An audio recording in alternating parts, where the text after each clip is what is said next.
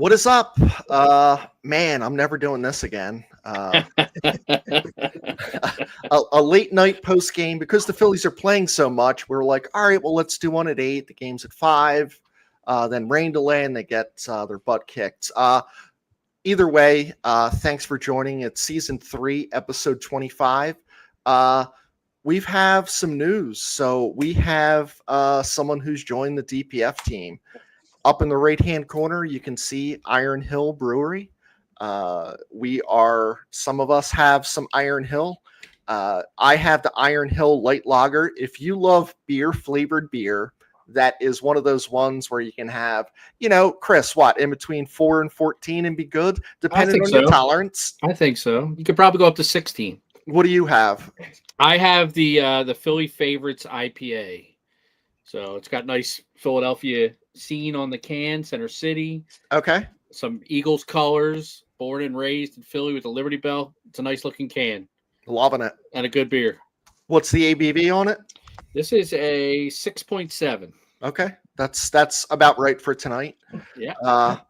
The next one we're going to talk about, top right-hand corner, Conshohocken. So Conshohocken has delivered a keg of Ring the Bell, complete with a tap handle, some glasses. So thank you to Andrew, John, and Glenn Macnell, of course. So Mike has the variety pack. Hey, these are killer, guys. If your local beer mart doesn't have this pack, you need it. The Puddler's Row, the IPA Type A, and the Hazy Life Coach are good, and the Ring the Bell is, that's the staple. And then I have the Conchi Lights, also in cans. Again, beer-flavored beer, one of those low ABVs. You can drink between 4 and 14. Weeknights, it's okay. Daytimes, it's okay. I highly recommend. Good for breakfast too. It's good for breakfast. It is. Just be careful about brushing your teeth right before it. It makes the beer taste a little bit weird. But thank you to Conshohocken and Iron Hill Brewery and Restaurant for joining the DPF team. So, guys, it's one of those things today where, we have this list of topics that we want to talk about. And what the fuck, man? What the fuck just happened? It's so fucking angering that you're going to see stuff like Bryce Harper not running things out, doing the stupid thing where, he's not going to get to that ball. And that fucks everything up. I mean, we were still down 4-0, but he doesn't learn. We've seen this over and over from him. And then once he realizes he takes 3 steps and he's like, oh, Stott's got it, he kind of lollygags back to first. That next at bat, he's fucking swinging. Well, it was 3-0, I think. It's just unacceptable. Just unacceptable. Sit his fucking ass on the bench. I am so sick of his bullshit. And you know what? I don't even think he's the 5th best player on this team. And the other 1 and 2, we all know who they are. But 3, 4, and 5, they suck. They're not good. The reason why this team isn't embraced is because the last 2 games like this. It's really been the last 3 games. They go into Cincinnati, and they just got handled. If it wasn't for, some magic that happened in the 6th, 7th, and 8th inning in one game, what did they have, guys? I don't know. A total of 10 hits over 3 games? If that, yeah. It's only the 8th inning because they scored their 4 runs in 1 inning. And then Harper's homer yesterday was the only other run. They only scored in 2 innings in Cincinnati. Yeah, and you know what? I know that Facebook, and I don't know what Facebook's doing, honestly. I'm I was just pissed off. I was like, Romano's a fucking cocksucker. It didn't flag it. It will. It'll take a while. But I'm so pissed off. I'm like, you know what? And I hate Facebook for that because what DPF was built on, if I want to say this guy's a motherfucking cocksucker, I say it. Yeah. Yeah. I've been doing it for 15 years. Why is it offensive now? Yeah. It's unbelievable. Guys, do you want to get your anger out in between, or do we want to get it out now? This team's just so fucking frustrating to watch. I mean, it's the offense. It's just it don't matter what Romano did, and they weren't scoring 4 runs. They just weren't. They didn't look like they wanted to compete. Their at bats were shit.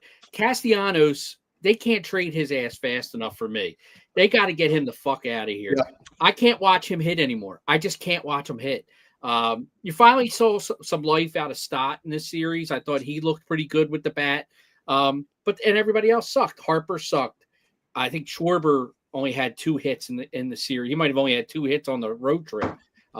He's struggling. Turner, he's not giving you much. It's just this offense is just it's non-existent on most nights. And even the night, like you said, Chris, the night they won, what was it? The guy had a perfect game going into the 6th inning. Yeah. Yeah. And then last night, the guy had a perfect game into like the 5th. It seems like every night they go 5-6 innings without a hit, without a run, without, just fast forward to the fucking 7th inning and now let's play, because they don't show up for 5 or 6 innings every goddamn night. It's amazing. And this team, and they got a 5 fucking game lead in the division. It makes no goddamn sense. It makes no sense. When you look back at this series and I'm talking about back, like the last 12 months of Phillies, like who had the best series? It was Austin Hayes. Austin Hayes was the best Philly that had, a series. And it's like this motherfucker he's going to be the death of us. Like this series, he did it. The previous one, he's doing something. Yeah. I'm just like, come on. And then you're throwing the ball around, the Little League home run. It was just a disaster. I was like, I don't know if I can do this tonight without losing my fucking cool. And I'm pretty good so far. And because we kind of texted, right? Is it apathy or are you going to be pissed off? I don't know. I don't know. I don't think the Phillies have seen bats since the halfway through fucking Goodfellas. I don't know where this offense is and like Dugan says, they don't show up for innings at a time. And this series, they had to come back the other night just to win that game. So we could have lost. We could have been swept possibly if we didn't come back. It's just they lay down. And now watch. I'm willing to bet tomorrow we go into Washington and blow them out 12-3 or some shit. And then the next 2 nights we lay down. It's they're up and down. They're not consistent, this team, and it frustrates the shit out of me. Chris, I'm going to lob this one up to you. I'm going to put a comment up, and I'm just going to let you talk about it. And then I'll get into kind of what I want to talk about. I don't disagree. I think it's Jason Herzog, Chris. Oh, I know. I see. Okay. I just wanted to let you know that. Yeah, I don't disagree with the sentiment, though. I think this team misses a guy who puts the fucking bat on the ball, and that's what Bohm does. I mean, the games where Castellanos is batting fucking 4th. I mean, are you kidding me? Who the fuck is he protecting? Seriously. I mean, they're lucky that JT has gotten as hot as he did to at least give them a respectable bat in the 4 with no pop. That's the problem. This team doesn't have a legitimate 4-hitter, and they haven't had a legitimate 4-hitter probably since Hoskins left. And it just once you get past Harper, Schwarber, who the fuck's gonna hit? Who's gonna hit? Kemp, fucking Wilson, Bader score for 28. Kepler, this guy, who the fuck's gonna hit on this team? Yeah. And so they need a guy like Bohm, who I mean, throughout his career, he's been a good RBI guy. He puts the bat on the ball. He has his moments where he's acts like a little fucking child, but he's probably the most consistent hitter they've had in the past 3 years, Yeah. So I think you definitely miss that bat. And I don't know where you plug him in. I guess he comes right back in. He's your 4-hole hitter and everybody else slides down. And at least it gives a little bit of protection to Harper and Schwarber. But I think the Phillies are telling you with the way they've set up this lineup the past, month or so, maybe even more, with Schwarber batting in front of Harper, is that Schwarber's the guy. Now they're protecting him, where early in the season they were protecting Harper with Schwarber. Now it's the opposite. They're protecting Schwarber. They want Schwarber to see pitches more so than Harper. But maybe Bohm gives Harper a little more protection than what he's getting from these other guys. Yeah. I mean, there's still no threat of power. Bohm's not going to hit for power, but he is going to put the bat on the ball. Guys, I'm going to do this comment here, and then we're going to wrap the show up. So, Papa John, he turned off the game to watch the Little League World Series. That's how bad the Phillies play. So, Papa John, I was down in Wildwood. I was around West Wildwood. I think I was in front of your house. You were leaving like some beer cans out. I was going through your recycling. You left a lot in there, man. So, thank you. I appreciate that. That was good stuff. I mean, beer's beer, so I'm very thankful for that. Papa Clunker. Leave floaters out there, Pop. Well, I mean, there was like 50 of them, so I could get like a beer or two out of it, just pouring them. Guys, I want to talk about Crawford and these guys. There's this moniker that Phillies stay in the minors too long. They don't bring guys up. I think that they bring guys up, but the guys they bring up are like the ones that are premature, right? Except for Kingery. Kemp, like, did he deserve to come up? I guess so. And Lazar, I guess so. If we look back at the history of Phillies homegrown players that have been successful, they've had the minimum of 500 at-bats or 300 innings in the minors. So I'm talking Cole Hamels, Chase Utley, Jimmy Rollins, Ryan Howard. I was pissed off and like, let's bring Crawford up because like today it's like the same thing. It's like, should we do it? Should you do it? Because you're not getting any offense out of center field still. So would it be any worse? But if he's not going to play every day, is it worthwhile to bring up? I'm still on the board that's like, maybe. I'm not saying you don't send him down or if he doesn't make the team next year, but I think there is some value to getting AAA at bats. Rojas, he had 60 AAA at bats total, and it showed, right? So I just feel like there's a situation where AAA, you're going to be facing ex-major leaguers with major league experience, rehabbing guys, and just tighter fastballs, tougher breaking stuff, throwing different pitches and different counts that they didn't see in single or double A. And then if you jump, they're just overmatched. And we've seen it with Kemp. We saw it with Rojas. So there's some value to AAA. And they're winning. And the Phillies are winning. You know, I mean, not tonight, obviously, but for the most part, they're the second best team in the National League with a shit outfield. So I think they do have the benefit of time with letting Crawford kind of keep maturing and progressing at the AAA level before they're forced to make a move. But it's embarrassing right now what they're putting out there in the outfield, the production they're getting, which is next to nothing on most nights.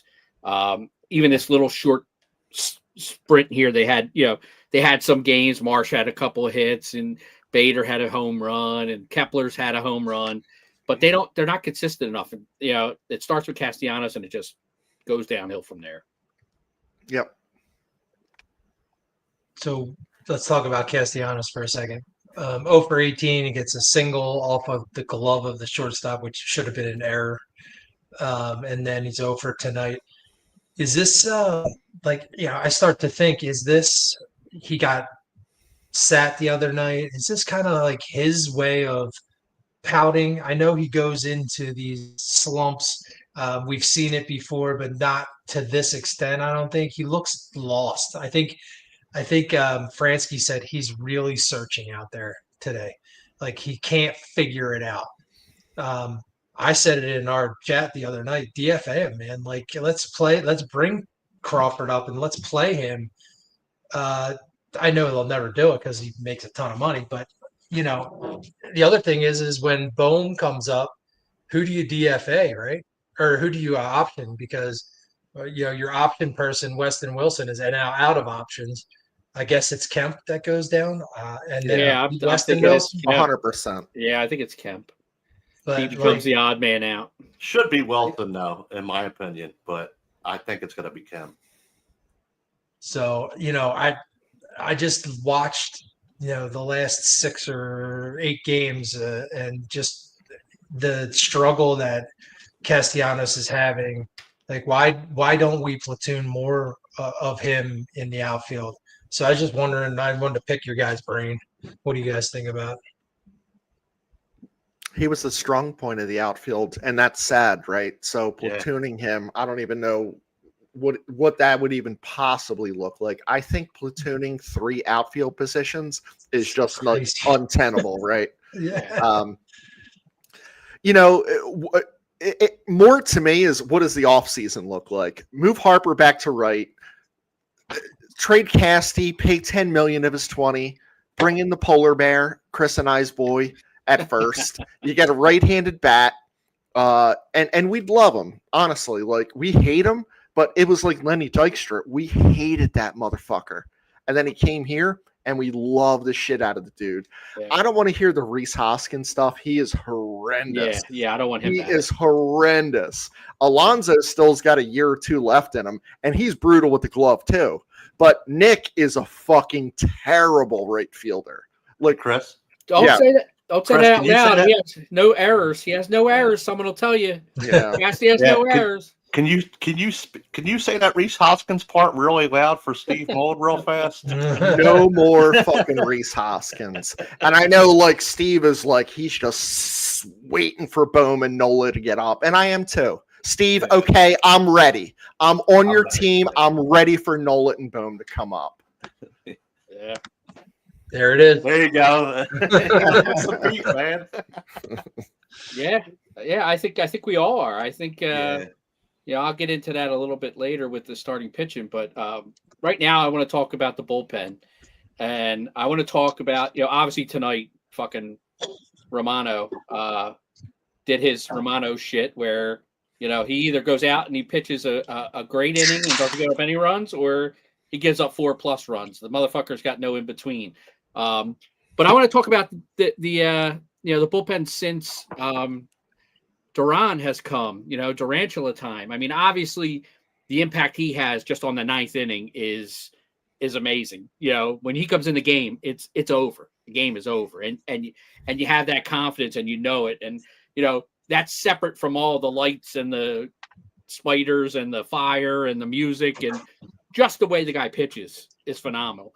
But I think what it does more is it really sets up the rest of the bullpen to kind of get slotted into roles that they're much more comfortable in than being forced into closing games or being an 8th inning guy when they're really not.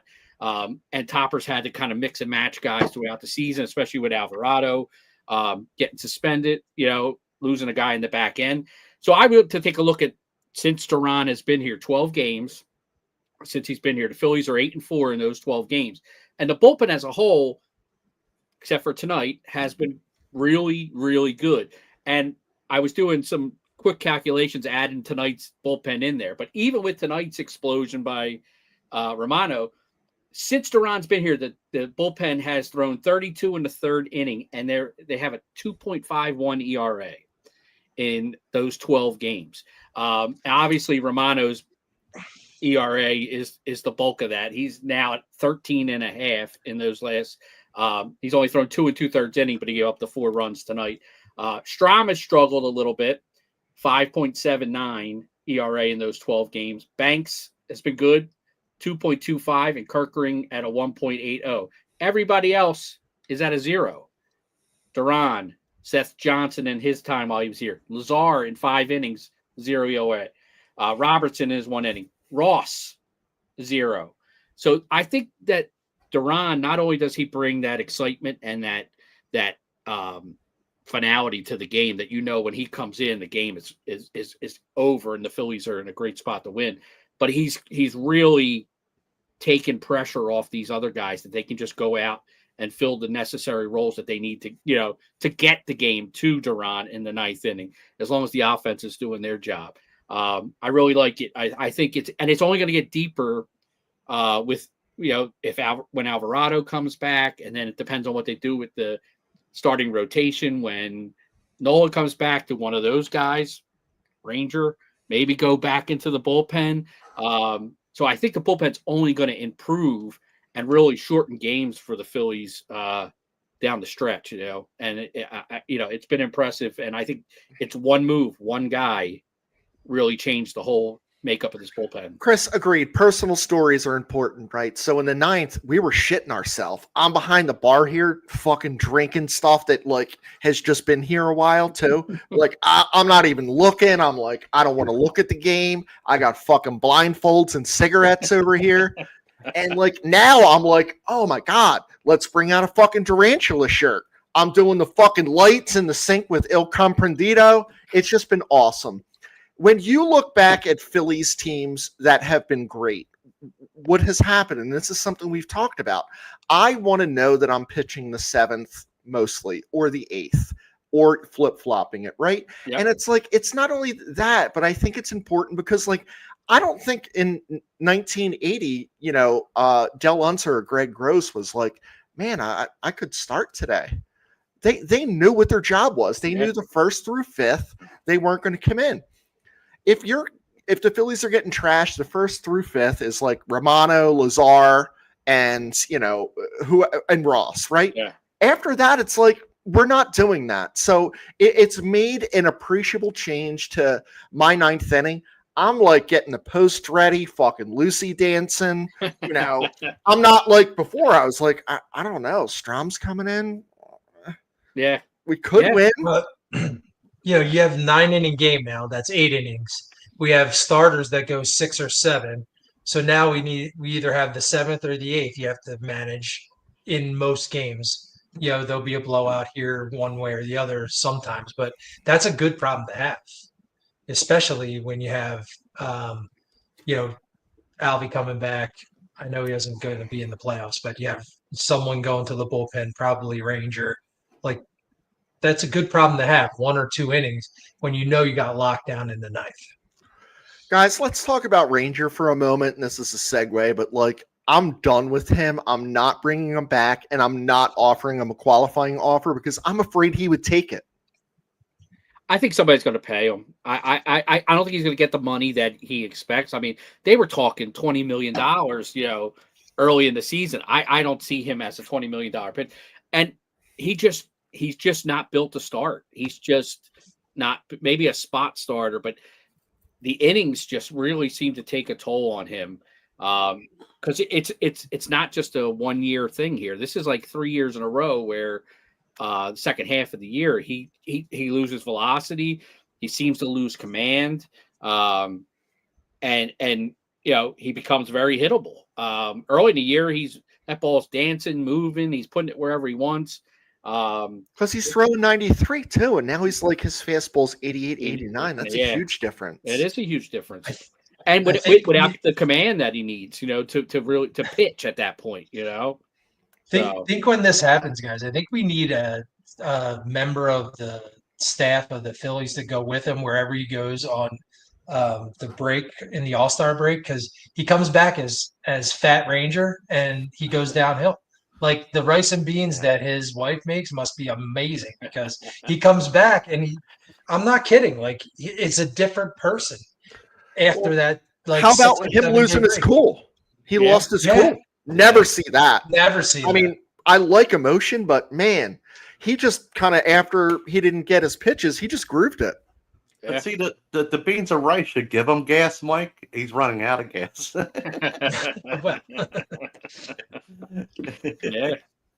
it's a shame. I think he's a good pitcher, but I think he's much better suited for the bullpen than a starter. He could be like that swing guy. He could start, if you need him, but he's more effective, I think, coming out of the pen. Thoughts on a 6-man, guys? Yeah, do the 6-man. I guess at this point, guys, like we thought that our starting pitching was a strong suit, and I'm not sure it's still good. Wheeler was not good. I'm really worried about him. The Phillies are not honest about hurting. Ranger is obviously like, what's the first thing you can see when a starting pitcher isn't healthy? Velocity. And what are we seeing with 2 of our guys? Yeah. Velocity. Sanchez today, this was just one of those games. Yeah. I mean, this is one of my topics. This is one of my topics that I have out there, and I'm sorry for jumping ahead, but we're here talking about it now. Who cares? So I put together some stats on our starters since the All-Star break. They've all made at least 5 starts. Wheeler only has 4 because he got pushed back. But the numbers are not impressive for these guys since the All-Star break, and I don't think it's a surprise to anybody. I mean, Wheeler's ERA since the break 4.37 ERA. Rangers is 6.59. Luzardo 4.4. Taijuan Walker has actually been pretty decent, 3.04. And Sanchez, we all know he's been the best pitcher they've had, 2.27. So as on a whole, since the All-Star break, the Phillies are 14-10, and the starters have a 4.05 ERA. So my thing is, I don't want to take Walker out of the rotation right now because he's throwing the ball really well. And I think he's more effective as a starter than he is out of the bullpen. If they're not willing to move Ranger to the pen, I want a 6-man. I think I want to give Wheeler extra time. I want to give Ranger extra time. I want to give all these guys some extra rest, especially where we're at in the standings with a 5-game lead in the middle of August. I'm feeling pretty good where we're at. But I want these guys to all be healthy come October and playoff time. Either that or, maybe the easy thing to do is Nola comes back, you put Wheeler on the 10-day and you let him skip 2 starts and just, really get healthy. But either way, I think they need to do something to give these guys more rest. Because it's obvious that Wheeler's not right. Suarez isn't right. Luzardo's up and down. Yeah. Walker's been pretty good, and Sanchez is Sanchez. He's, he might be the number 2 guy for the Cy Young right now. So I'm an advocate for the 6-man. If you're not going to put either Ranger in the bullpen or Wheeler on the IL to get some rest and to get healthy. Who goes down in this situation though? Or who do you bring up if there's 6? Because obviously Nola's coming up and Bohm's coming up, and I guess it's going to be, I don't know if it's Kemp and Lazar, or you get rid of Romano. Yeah, that was that's what I'm kind of hoping. Yeah, when Alvarado comes back, I think Romano's gone. Yep. Yeah, that was one of my topics we were going to bring up. But I mean, we could touch on it real fast. It's really not going to take too long. That was my question when Alvarado comes back, and and when Nola comes back, who goes down? Because Robert's on the 15-day IL, so you can't send him down really. But I didn't know if they DFA Romano. I was thinking they were going to DFA Ross before Romano, but after the night, man, I don't know. And he's got a 7.5 ERA. You just can't have a guy on. You can send Lazar down, but you got to DFA. I like Lazar. I don't hate Lazar. I think he serves a role. I like him too. I'm just saying he's like the younger guy. How Dave works. Oh yeah.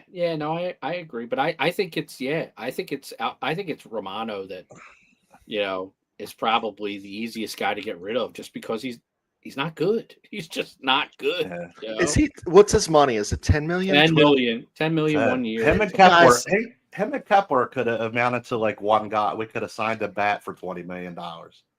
You just got to be serious. And if we're not serious about winning, Romano can't be on your team because he's not making the playoff roster. And you just can't trust him. You just can't trust him to bring him in. Any situation. You don't know what you're getting. You just don't know what you're going to get from the guy. A great inning or 6 runs. He's like a shitty box of chocolates. You know how there's that guy. You know how you getting see those that fucking meme? Brazil nuts. Yeah. Fucking Brazil nuts. You know how you see that meme online of the guy with the Browns jersey and it's all fucking quarterbacks' names?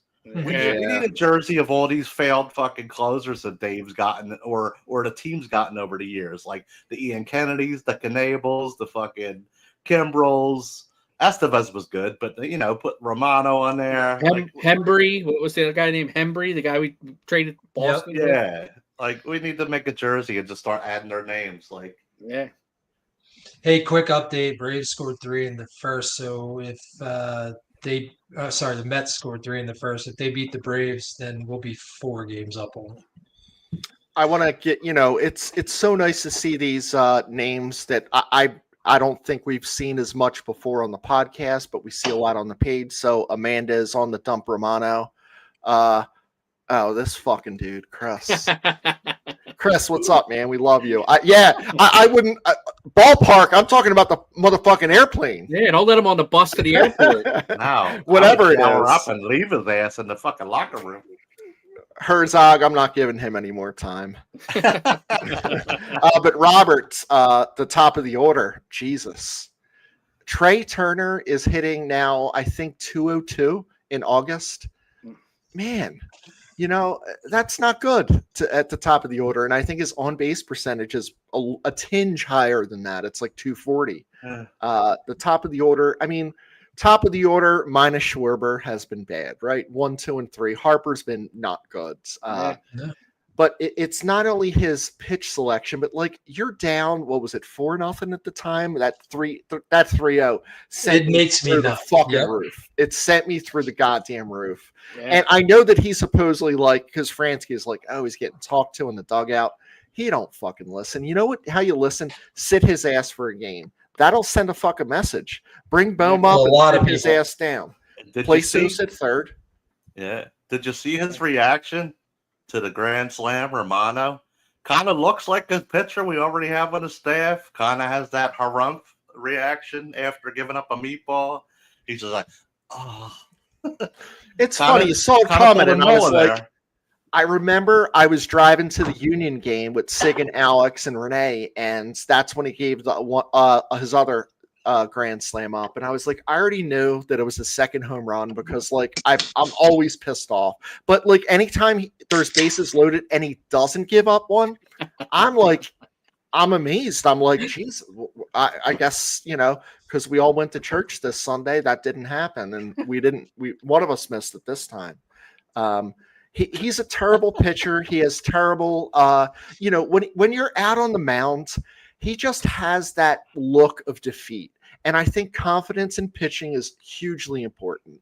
And if he doesn't have that and doesn't have control and doesn't have stuff, you can't not have all three of those. You can have confidence and control and not have stuff and still get yourself out. And you can't have the mental mistake that Harper had tonight that cost you an out with a guy like that on the mound. You got to make the plays when he's on the mound. You can't give these teams extra outs. And no, 3 outs is hard enough. That's what I was going to say. Yeah. Hey, think about everybody that's listening that pitched and had a pitching coach, and the three of us on here. What is with all the twitchy shit that he goes through, right? What was your pitching coach's message to you? Simple mechanics, right? Simple and repeatable. Something that you can do every single time, right? What is with all this twitchy shit? It gets in the road. Maybe he needs to go on ADHD medicine. I don't know if you can even take that. You should ask Alvarado, I guess. But it doesn't make any sense to me. Every time I watch him, all the shit that he goes through before he throws the ball doesn't make any sense. I think he's already on something. And he might need something. Cocaine's not allowed either, dude. But to interact, counteract that. I think he's definitely on something, and I don't know what it is, but it's definitely not something good. Little bit of Doc Ellis going on.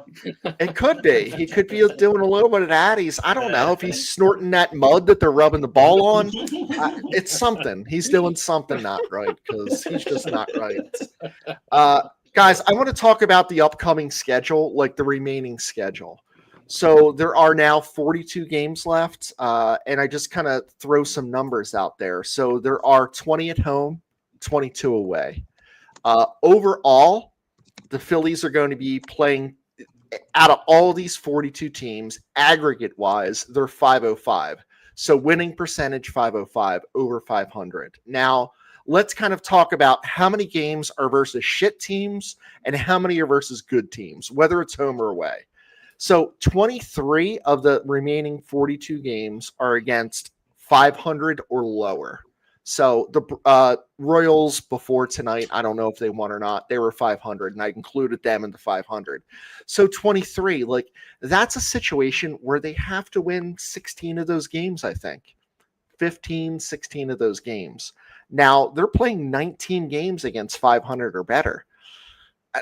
if they go, Play 9 and 500. 10, Play 10 and 500. 9, Yeah. that's kind of, and then the last 6 are at home. So the last 6 are against the Diamondbacks, which are 56 and 60, 58 and 62, and the Twins, which are 56 and 63. I think something important is going to come down to those last 6 games. Whether we have the East sewn up, whether we have a wild card, it's going to be a seeding point. And I don't see the urgency still that I expect. And what's interesting is I look back at like DPF. What did we post last year at this time? What did we post the previous year? It's the same thing. Is it a surprise, boys? No, because it's the same team. It's the same team. Yeah. But with 42 games left, against 505, I don't know. Like I expect them to win 24 or more games. Yeah. I minimum. think you have to 26, 27 games. Yes. Well, that's preferable, but I'm like, I think the big thing is, did you see the schedule for the playoffs? So I think it's imperative that the Phillies get a bye. I think they need to be one of the top, and I think Milwaukee's running away with the number 1. I don't think anybody's going to catch them. So it's going to come down to the Phillies and the Dodgers, as long as the Phillies keep playing well and don't get overtaken by the Mets. Phillies and the Dodgers for that 2 seed. But the way the schedule works, there's a day off between every game in the NLDS.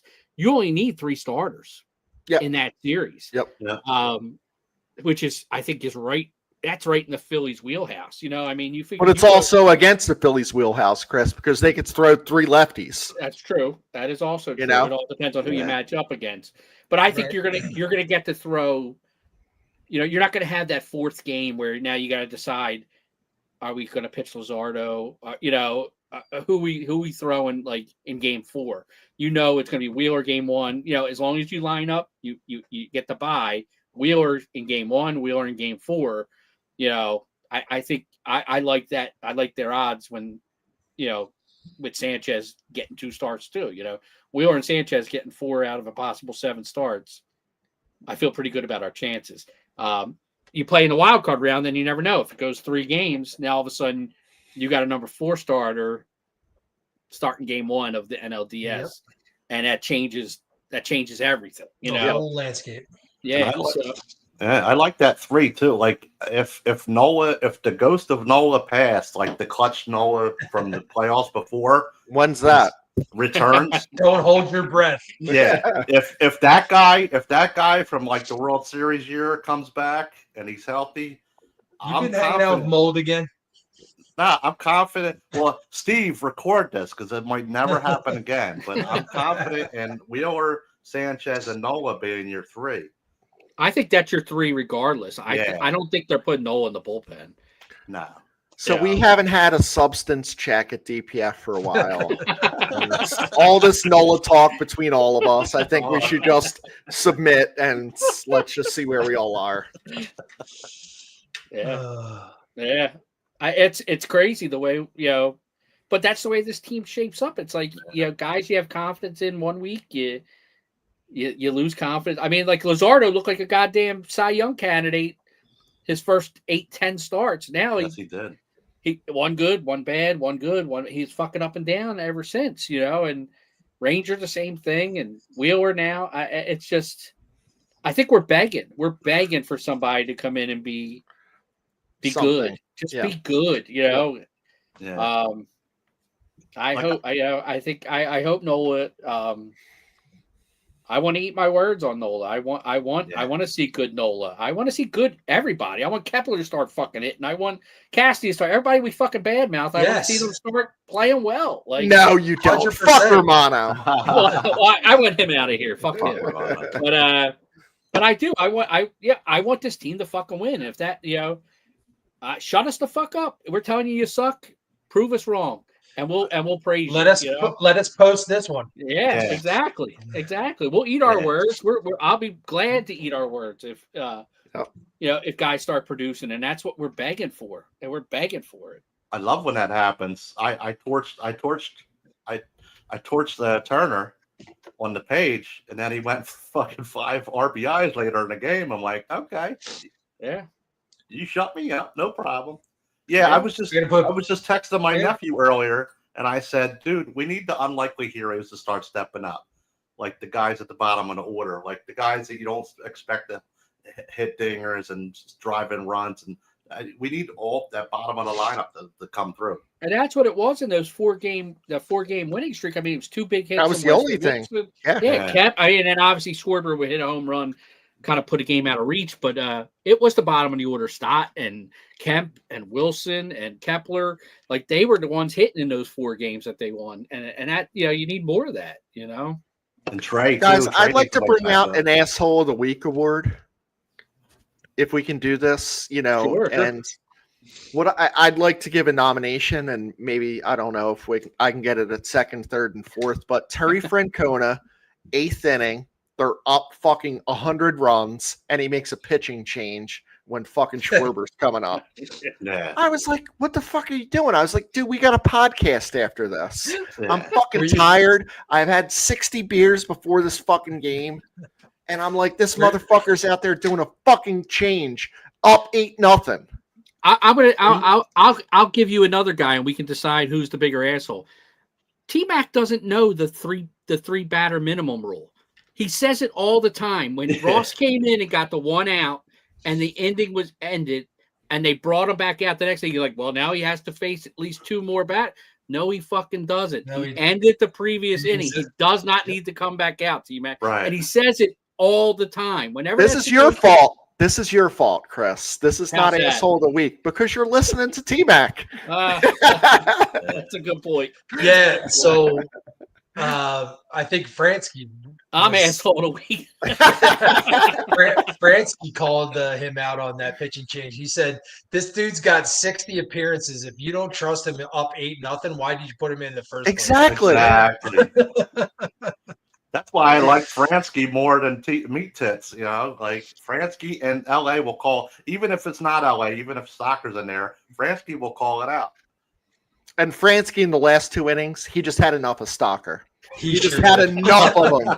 He was just absolutely laying into him. Stocker's like, he's talking about a haircut. And Fransky's like, you don't even have any fucking hair. What are you talking about a fucking haircut? I love when he goes in on him, man. He's like, it's in my eyes. He's like, in your eyes? He's like, it's nowhere near your eyes. I pray for Fransky when LA leaves for good, man. Like, oh, God. God bless you, Fransky's probably like, shit, I had fucking Michael Bourne, and now I have this fucking hobo Utah Mormon I miss nonsense. Mushmouth, though. I miss Mushmouth. I do. Because I think a couple of times he gave a shit. Oh, shit. Yeah. Oh, shit. That's like all of us. And I was like, I like Michael Bourne. I was like, I like that. Who's that Pigs catcher? Eric Kratz. Eric was Kratz, good. yeah. He was good. And even Durbin. I like Durbin a lot. Chad Durbin was good. He was good. They're probably not doing anything. They should come on the show. Franzen, though. Franzen got on my nerves. Franzen, Kevin Jordan, Kevin Stocker, all the Kevins. Mm-hmm. Yeah. That's funny. Oh, man. We kind of jumped around on our agenda. I don't know where we're at. Yeah, I'm like, I don't know where the fuck we are on this. Yeah, seriously. No one cares. No one's listening. No, we actually have a lot. No, we don't. We don't. No one's watching this. We're just talking to ourselves. No one's watching this one. Yeah, we're never doing this at this time. Literally no one is watching. Jason Herzog and Steve Mulder listening. That's I was like, there is no one on this motherfucker. People are watching their fucking DVR Big Brother. Like, They heard us praising Nolan Walker, and they're like, "Fuck these guys." They're too drunk. Wow, they really got drunk tonight. Even Raul Perez, he's like, "What the fuck's going on here?" I don't even know Raul, but he's right. He's like, "This is the first time we've ever seen him," and he's like, "What is the fucking going on here?" Oh man. So Todd is a fan of an English football team called Leeds. And he texted me the other day, and he's like, "Hey, Chris," he's like, "there's a 9 a.m. game. And then there is a 1 o'clock Phil's game. And then there's an 8 o'clock Eagles game. Do you want to just do an all-dayer?" And I was like, yeah, I want to do an all-dayer. No, I got a saying for you for that. Ready? If somebody asks you an obvious question like that, you say, Does a hobby horse have a hickory dick? Cindy's That's it. watching. Leave it like Thank you. Thank you, Cindy. Add Cindy to Steve and Jason. She's a There trooper. you go. We're up to 3. I definitely said 60 beers because Chris is calling me out for that and Jason. But it's the funny thing is Mike, Chris, and John are like, that seems fucking reasonable. Yeah. I thought that was light. I was like, I don't know. It's a fucking win. It's a hump day. I'm 5 in, so 5 What do you times spread nose 12 is 60, right? He's cutting back a little. Yeah, 60. seriously. Steve's still watching. And then Robert, he's only here because of PTSD. So this is like a fucking group meeting. We could do a little bit of AA, a little bit PTSD. I don't Say know. kumbaya to Once we close the started, show out.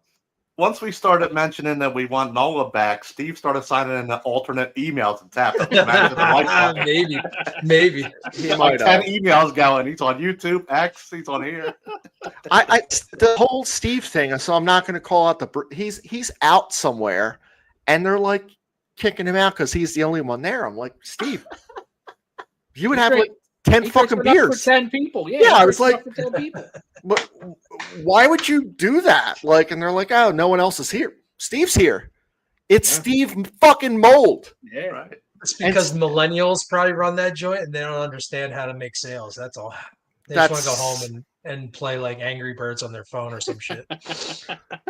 Ray's watching from Cali, so like, I Is don't that like know. actually Ray? Holy Yeah, I'm shit. like, Jesus Christ, Ray. I was like, I don't know. Like, could I Ray, steal have a that beer picture and instead of a just protein shake?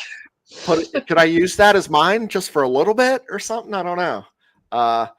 But yeah, you're watching in Cali. Well, yeah, it's much earlier, and you're like, not like fuck. We're like 50 goddamn years old. We got to go to sleep. Yeah, it's like 6 something out there. I wonder if he's hanging out with Buck. Now, what do you got? This kind of ties into Mike's thing, but my thing as a whole, my thing was about the platooning thing. Yeah, go ahead. You guys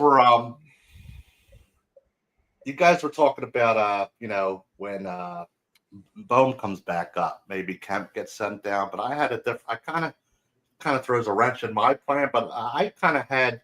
I know he's only played 10 games out there, but I kind of had Kemp platooning with Kepler and left, and like Marsh platooning with Bader. In a perfect world, I would like Bader to, because Bader's only been here. What? This is his 9th game today.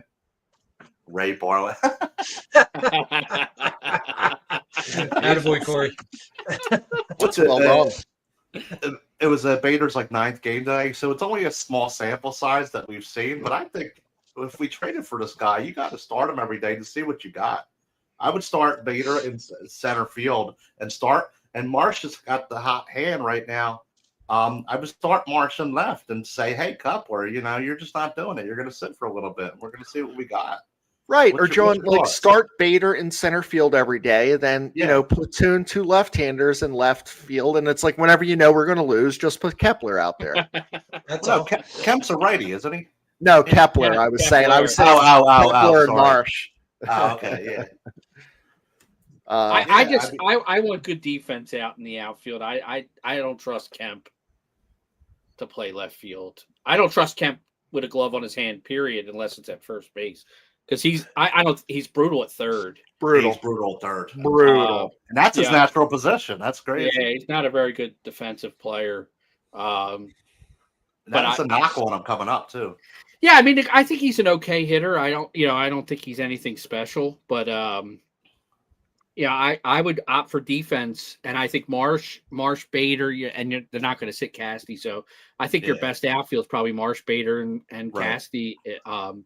If you're going for defense, and You have to, Chris, right? Because we're not going to score runs. yeah, Right. Like, I so mean, you although I have think to go with the Kepler best. won a Gold Glove in right field when he was with the Twins, so he's Right. probably a better right fielder than Casty. But Casty's not. And when they have He's the bright idea to put Casty at DH, you could put Kepler out and right. But then Yeah. Kepler won the Gold Short Glove burn. 6,000 beers ago. That's true. Yeah. That is true. Yeah. Sorry, Amanda. We didn't mean this about millennials. We have millennial children, and I 100% meant it about millennials, but we I'm are still sorry. but we are still sorry. Yeah, I don't apologize. It's not all.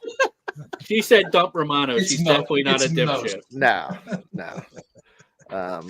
No. Yeah, with Kemp, I was just thinking like I'd rather see Wilson go down than Kemp, but just like so he has a spot on the team because I think he kind of like pretty much earned it, but like he is brutal with the glove, and like I said, he only played 10 games out there. But I wouldn't start Kemp. I would just throw him out there once, spot start him if someone needs a breather or something. But I could see your guys' point on that. Wilson's out of options, so he'll have to clear waivers if they send him down. You know what though, and I don't even care if they lose Wilson. I mean, I don't either. He's a career minor leaguer, like really, like I know, like I think if you go back to spring training, Wilson was their guy to be that right-handed bat on the bench. Like I think they wanted him to be the guy coming out of spring training, and then he got hurt pretty much before spring training even got going. And that kind of threw a monkey wrench into things. And I don't even, if Harper doesn't get hurt, Kemp probably never even comes up. As good of a year as he was having at AAA with 20 plus home runs or whatever the hell he had, he probably doesn't come up if either Harper didn't get hurt and then Bohm got hurt, which I think kept him around, Right. So he's kind of been a product of fortune. Yeah, he got fortune. But I like Kemp. He's had some big hits. But again, if you look at his average, he's probably what, 230 something, 237, like that, 234 as of yesterday. Frank has a good question up here. How many did the Phillies win in Washington this weekend? Can they get 3 or 4? 100%. I think the Nationals can definitely win 3 or 4. Yeah, I think there's no fucking doubt. I'm telling you. I just said that to somebody. I would bet that. I think that's a great bet. 7 of our next 10 against Washington. Yeah. Like I said before, I said we're going to go in there and blow Washington out like 12-3, but then we'll lay down the next 2 games. Well, they won't sweep them because they just they're allergic to sweeps. Yeah. Other than last week, the Nationals suck, but they're not pushovers, man. They got a nice young core, and they give us problems sometimes. Yeah, I don't know. A split. I could see a split, honestly. I hope we don't face Mackenzie Gore though. He'll have 18 strikeouts. Right. The last time the Phillies swept, I was drinking beers at a Papa John's Recycling. I went into the West Side Saloon. There was some Orange Crushes left, and I went to the firehouse. Got some fucking hot dogs out of the crock pot for free, and I got $1 fucking mugs of Miller High Life. It was a great weekend. Papa John's watching. I'm coming down next week. I've never been to the firehouse or the West Side yet. We got to do a little. Stop it. Man. That's not okay. And it's right down the street. It's like right down the street from Papa. I'm calling CPS on Papa John for not taking me to West Side and the firehouse. That's Papa John. Come on, man. You got it. Man, I don't know. Wait, MMA-man's got an Elks membership. Never been there yet. Oh, the Elks is awesome. Yo, Elks is DPF Central. I went there. There was like 5 to 10 people that were like, "Oh, DPF, fuck the Mets. Go fuck yourself. Fuck your mother." And I was like, "Yeah." I'm gonna get a text after that. So you're pouring it on me, huh? So let me shift gears, guys. I want to talk about Schwarber. And what the hell do we do with Schwarber when this season ends? I mean, back the Brinks truck up to his house is what you do. I think you do. I mean, where would this team be without Schwarber? I think he's clearly the MVP of the team this year. He's probably their most important hitter. He's one of the best power hitters in baseball. I mean, are you willing to go 4 years with a guy who's 33? I'm not. As a DH though, Chris? I'm out. I mean, think about Poppy. Think about how long Poppy stayed around. I can't do it. I thought about it, and I'm like, I just have Ryan Howard stuff, and this dude can't. I'm out on it. I want to move on. Yeah, I don't know. I think you. I don't think you can move on. I think this team is so built around him that he has to be here. I think if he leaves, where's the offense going to come from? Do you think he wants to be here? I think. Do you really think he wants to be here? Win. And Chris, there's a reason you and I and all of us here should want him to leave. There's a little sneaky reason why we would love this motherfucker to leave. And you know what I'm talking about. Yeah. I'm on you. Chris. Yeah. I don't know if I do know. Yeah. What are you saying? Certain little affiliation. Yeah. Am I right? But Mhm. I caught on. Yeah. I just I mean, this team wouldn't be in first place without Kyle Schwarber. Or So Taiwan Walker. what's your number, Chris Dugan? I think you. Oh shit.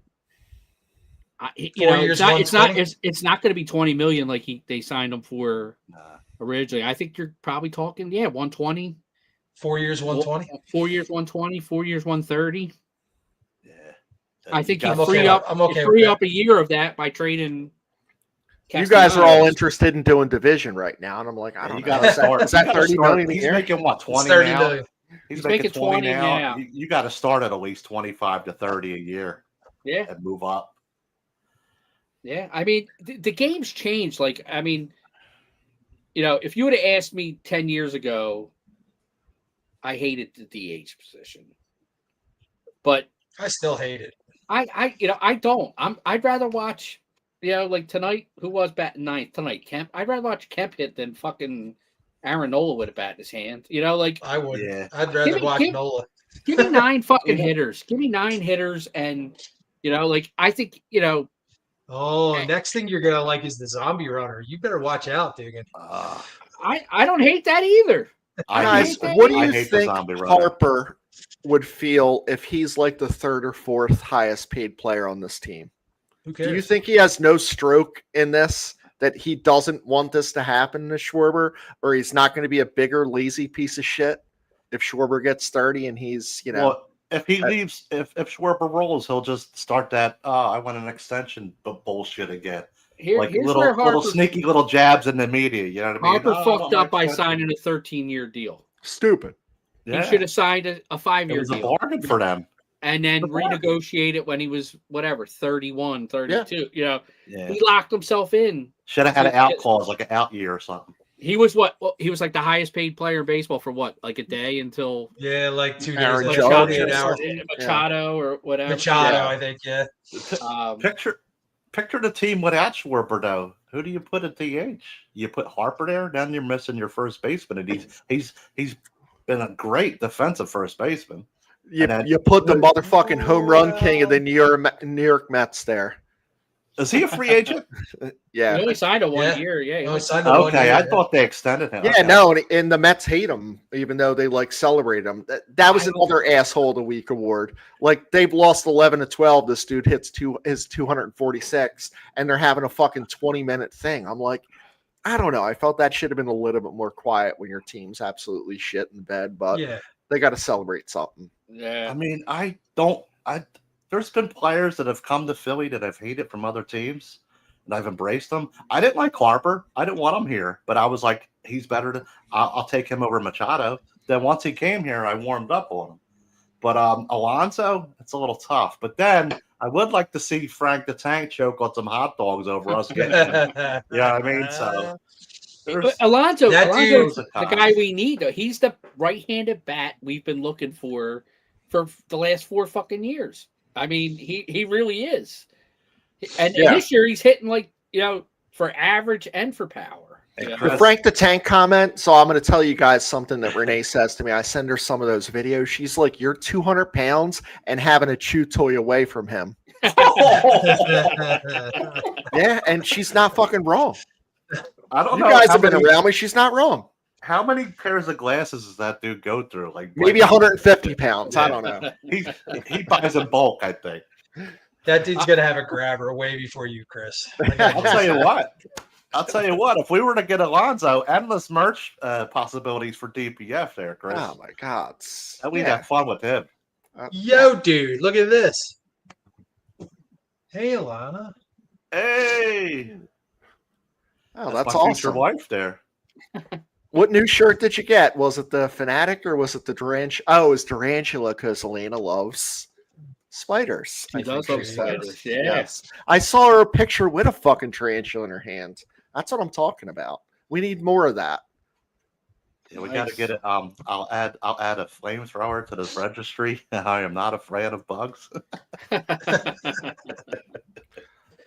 right, Hey, we're let gonna me have to throw drug test Roberts. Oh, here we go. Robert. We're not doing that one. We Yeah, love he you, was Robert. doing We can't so do good too. We were Boo. we were liking Robert for a minute, it. man. Yeah, can't have it. Boo. Oh man. What do you got? Trivia, Mike? Yeah, let me throw a trivia because it's a Reds Phillies trivia. So there's been 2,140 games between the Reds and the Phillies. Can you tell me who has the higher winning percentage, the Reds or the Phillies in that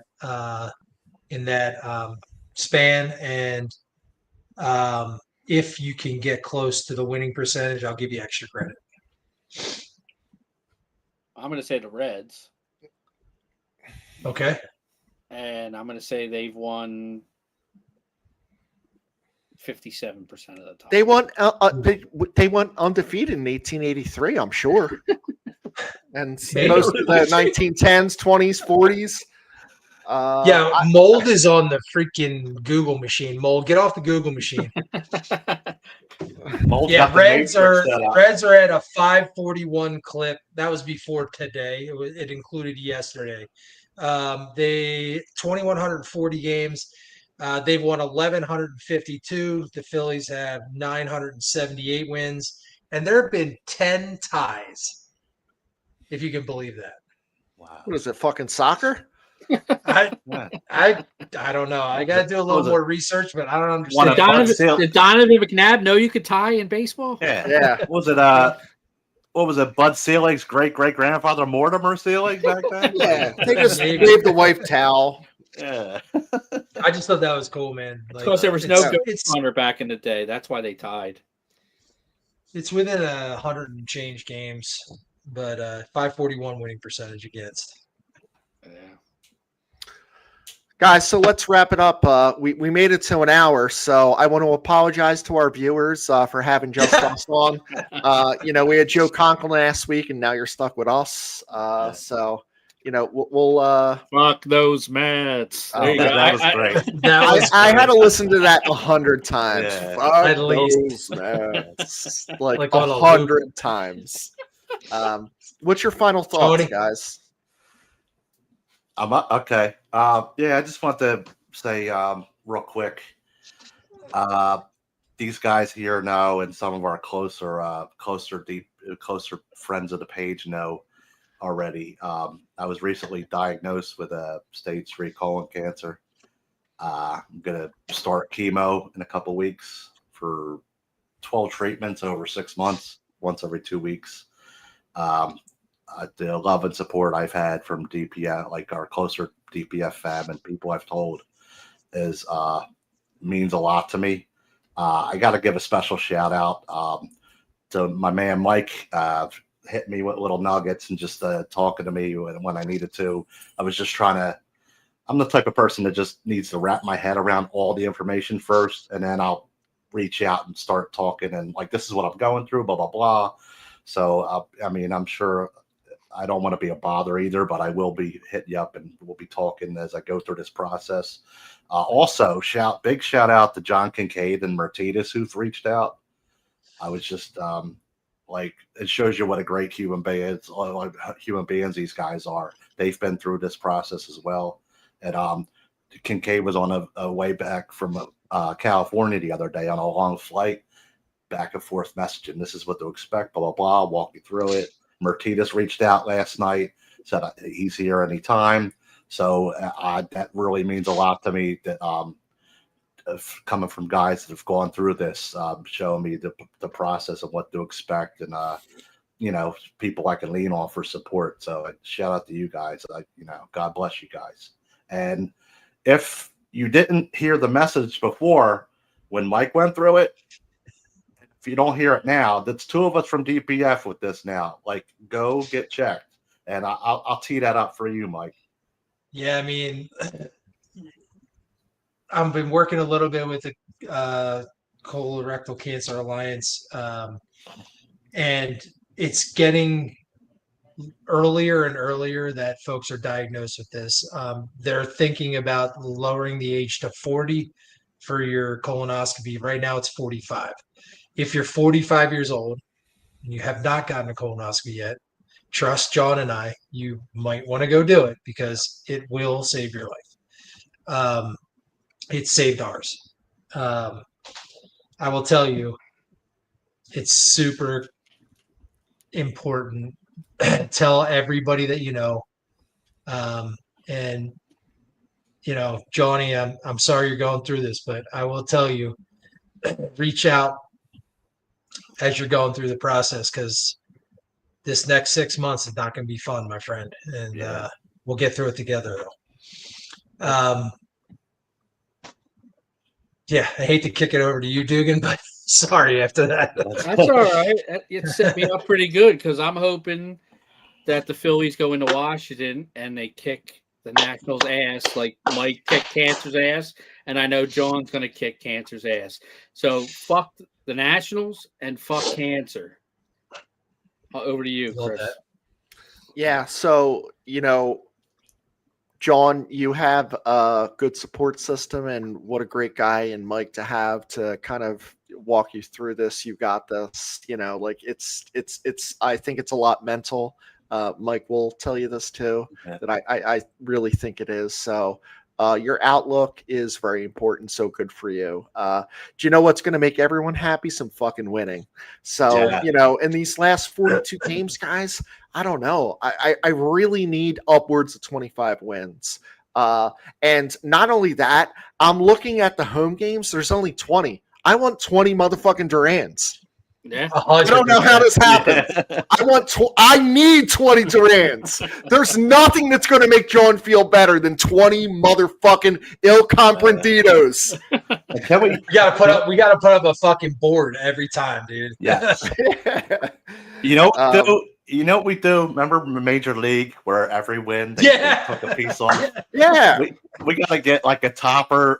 No, you know what we do? We get the Chris and the banana hammock and we take a piece off. Oh, Jesus Christ. I usually do just when you get 24 beers each win, I take one beer out. You know what I mean? It's it's a lot more than 24, guys. I need to win. It's a lot. I need to win most importantly on Monday, because that's I had to, for obvious reasons with the health and all, I had to sell my last 2 or 3 games. So I should be feeling up to it before. I don't get the chemo yet, so I should be feeling up to Monday night.